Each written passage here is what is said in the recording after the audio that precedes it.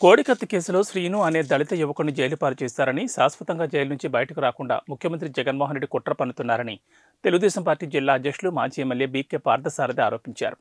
అనంతపురం జిల్లా కేంద్రంలోని తన నివాసంలో బీకే పార్థసారథి మాట్లాడుతూ, విశాఖపట్నంలోని విమానాశ్రయంలో శ్రీను అనే వ్యక్తి కోడికత్తితో దాడి చేశాడని, దానికి కారణం చంద్రబాబు నాయుడు అని గతంలో అనేక ఆరోపణలు జగన్మోహన్ రెడ్డి చేసినట్లు తెలిపారు.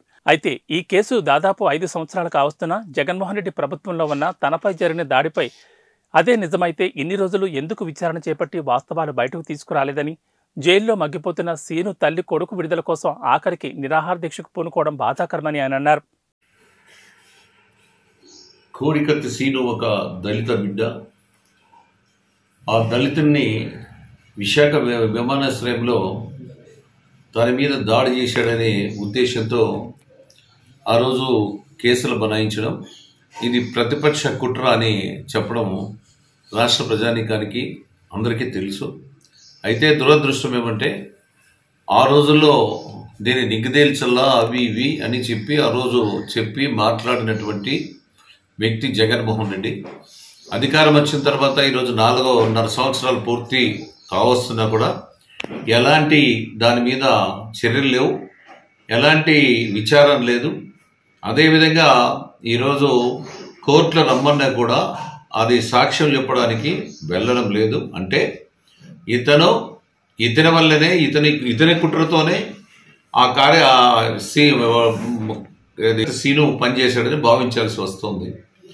అదేవిధంగా మనం చూసాం, ఎవరైతే వివేకానంద రెడ్డి చనిపోయినప్పుడు సిబిఐ కావాలని కోరారు. తర్వాత క్రమంలో ఆ సిబిఐ వద్దన్నాడు.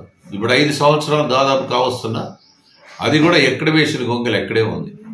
ఈరోజు కోర్టులకు హాజరు కావడం లేదు. అంటే ఇతను ఎట్లా క్రిమినల్లో ప్రజానికానికి కూడా అర్థమవుతోంది.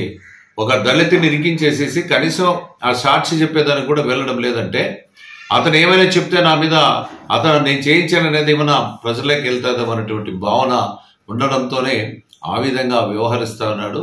ఇది మంచి పద్ధతి కాదు. ఇది మోస్ట్ క్రిమినల్ అంటే జగన్మోహన్ రెడ్డి.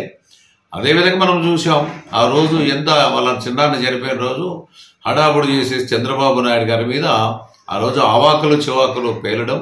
అదేవిధంగా చంద్రబాబు నాయుడికి ఈ కుట్రలో ఏమీ ఈ హత్యలో ఎలాంటిది సంబంధం లేదని కోర్టులు కూడా తెలియజేయడం కూడా జరిగింది. అదేవిధంగా ఎన్ఐఏ కూడా మన రీసెంట్లీ ఈ కత్తి సీను దీని విషయంలో కూడా చంద్రబాబు నాయుడు కానీ తెలుగుదేశం వాళ్ళకి కూడా ఎలాంటి ఇన్వాల్వ్మెంట్ కూడా లేదు అని సమగ్రంగా కూడా తేల్చి చెప్పడం జరిగింది. కాబట్టి రాష్ట్ర ప్రజానీకం ఆలోచన చేయాలా.